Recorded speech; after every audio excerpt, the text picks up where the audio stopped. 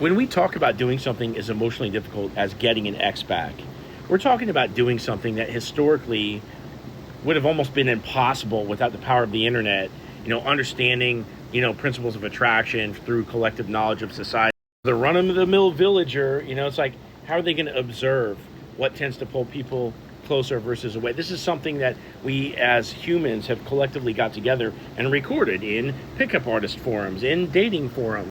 And it's so emotionally difficult that, you try to do it on your own and you can't, because everything that you try doesn't work. And that's the same problem that somebody without the internet hundreds of years ago would have had, unless they just run into their ex at the, town market and somehow or another they hit it back off after enough time has passed. But we don't have to do all that, right? We can start to get our ex back just as soon as the breakup happens by doing a lot of counterintuitive shit. Everything about getting your ex back is absolutely counterintuitive. Because if they break up with you, you're not supposed to try to talk them out of it. You actually accept it. You say, hey, look, it's not really what I want, but if you insist, you know where to find me.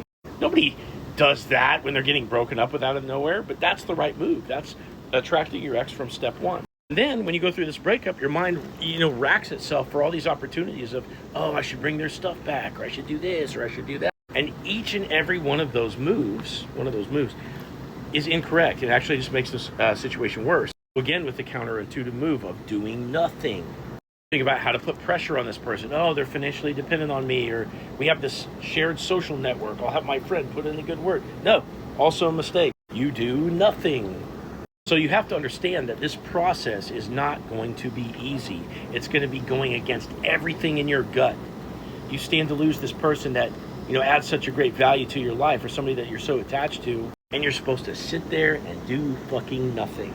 And that's exactly the right move. Now, there will be a time where you can do something, but we have to know a bunch of things to kind of get to that point. We have to know what your ex's attachment style is.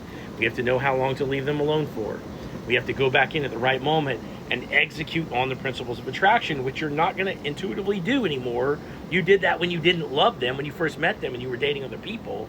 But now you have to replicate those behaviors as someone that actually loves them. Also, not intuitive. So you're going to need some help on this journey. And if you want my help with this process, click here, set up a call. Talk to you soon.